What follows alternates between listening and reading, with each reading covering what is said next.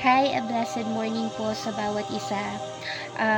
Sa umaga po na ito, nais ko lamang po na mag-share sa inyo ng word na nabasa ko po ngayong umaga na ito. At isa po sa i-share ko po sa inyo ngayon ay yung nasa Mateo chapter 5 verse 38 hanggang 41. At ito po ang sinasabi sa aking mga nabasa.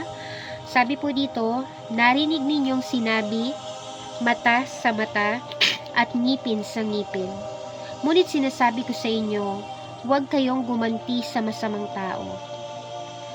Kung sinampal ka sa kanang pisngi, iharap mo rin sa kanya ang kaliwa. Kung isakdal kanino man upang makuha ang iyong damit, ibigay mo ito sa kanya pati ang iyong balabal. Kung pilitin ka ng isang kawal na pasanin ang kanyang dala ng 1 milya, pasanin mo iyon ng 2 milya. Amen. Basahin ko po sa inyo kung ano yung naging reflection ko po dun sa mga verse na tumatak po sa akin. God is telling me na kahit hindi na komportable ang sitwasyon at grabe na ang ginagawa sa iyo, still, piliin mo pa rin na ikaw mismo ang magpakumbaba, magmahal, at manalangin sa taong umuusig o nagpapakita sa iyo ng masama. Dahil higit sa lahat, ikaw ang may pangunawa at alam mo na hindi lang ikaw ang dumanas ng ganito. Maging ang Panginoon ay naranasan ng lahat ng ito, higit pa sa iyong nararanasan ngayon. At nais ng Panginoon na gaano man kahirap, gaano man nakakainis, at gaano man kasakit, na parang nga bang gusto mo nang gumanti, alalahanin mo kung ano ang ginawa ng Panginoong Hesus para sa iyo. Na minsan, isa din tayo sa umusig at gumawa ng masama sa Kanya. Ngunit ni minsan, hindi niya tayo ginantihan. Bagkus, ang ibinalik niya ay ang Kanyang walang hanggang pagmamahal at biyaya para sa atin, upang tayo ay maging malinis at kaganap-ganap sa Kanyang harapan. Amen. And isa din po sa nagmo-motivate sa akin, paano ko nga ba ito magagawa? Na mahalin ko yung kaaway ko. Dalawa po sa pinakamahalagang utos ng Diyos na dapat ito po ang ating gawin. Hindi po ito nanggaling sa akin, kundi sa Biblia. Nais ko pong basahin ang Mateo chapter 22 verse 36 to 40.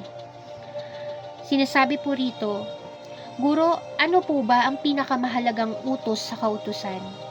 Sumagot si Jesus, mahalin mo ang Panginoon mong Diyos ng buong puso, ng buong kaluluwa, at ng buong isip. Ito ang pinakamahalagang utos sa lahat. At ang ikalawang pinakamahalagang utos ay katulad din nito. Mahalin mo ang iyong kapwa tulad ng pagmamahal mo sa iyong sarili. Ang buong kautusan at ang isinulat ng mga propeta ay nakasalalay sa dalawang utos na ito. Yung last verse po na sinasabi na ang buong kautusan at ang isinulat ng mga propeta ay nakasalalay sa dalawang utos na ito. Kung magagawa mo ang dalawang utos na ito ng Panginoon, it will manifest in your life.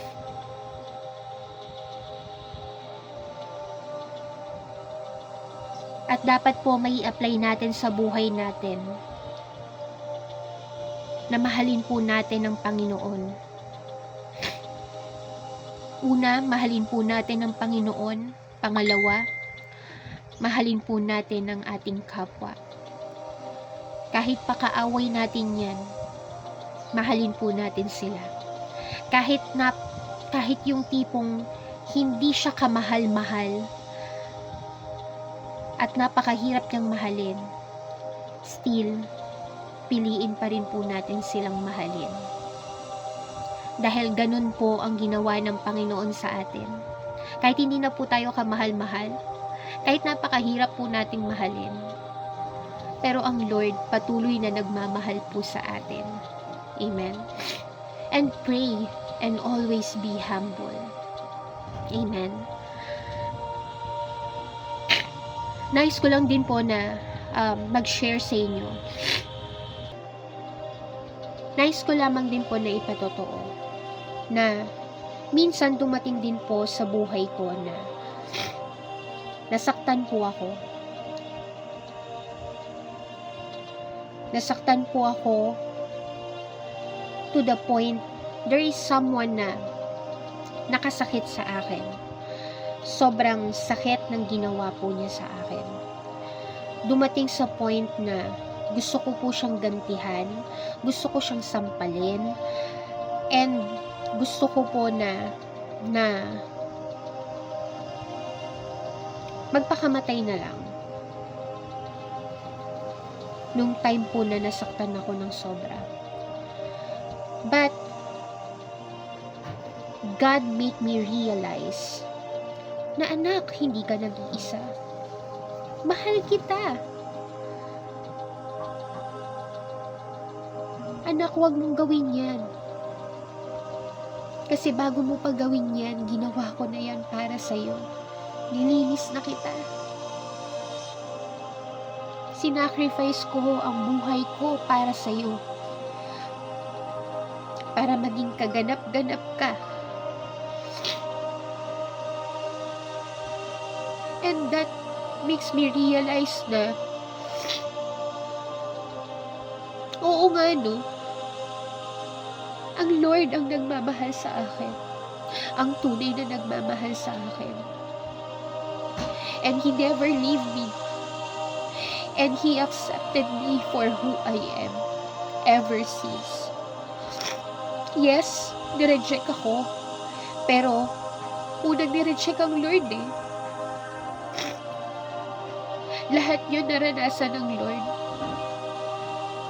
Just to redeem me sa kasalanan.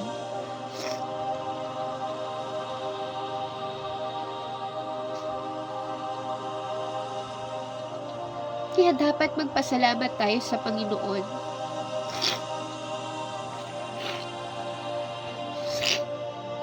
Dahil kaya ka nabubuhay ngayon. Dahil sa Kanya. Kaya ka merong kaligtasan ngayon. Dahil sa Kanya. Kaya huwag mong kalimutan ang Diyos sa buhay mo. Bagkus, unahin mo ang Panginoon sa buhay mo. Yun lamang po, maraming salamat. A short prayer lamang po. Yes, Lord, hallelujah, Jesus, O God. Lord, salamat, Panginoon, sa word, Panginoon, na binahagi mo po sa amin, sa mensahe mo para sa amin sa araw na ito, Panginoon. Nawa, Lord, itong mga salita na ito, Panginoon, ay magsilbing aral sa amin at tumatak po sa amin, Panginoon. Na, Lord, may apply po namin ito, Lord, sa aming mga buhay, O God. Lord, sa lahat po ng ito, Panginoon, hindi po ako ang makita, kundi kayo lamang, Panginoon. Kayo po ang maitaas sa lahat ng ito, Panginoon. Lord, maraming salamat po at patuloy, Panginoon, na ang lahat ng nakakarinig, Lord, ng iyong mga salita ay patuloy na ang kanilang isipan, Lord, ay magbago, Panginoon. At patuloy na maunawaan nila, Lord, at makilala ka pa nila ng gusto sa kanilang buhay, Panginoon. Lord, gamitin mo lamang po ako at patuloy po na nagpapasalamat po ako sa opportunity na to, sa privilege po na ito, Panginoon. Patuloy po, Lord, na ang lahat ng ito ay pangunahan mo, Panginoon. Maraming salamat po. Patuloy po na ang Holy Spirit ang mag-lead sa amin, Panginoon, tungo sa landas na nais mo para sa amin. Maraming salamat, Lord. I glorify you, I honor you, and giving you the highest praise, O Lord. In Jesus' name, Amen and Amen. Yun lamang po. Salamat sa lahat.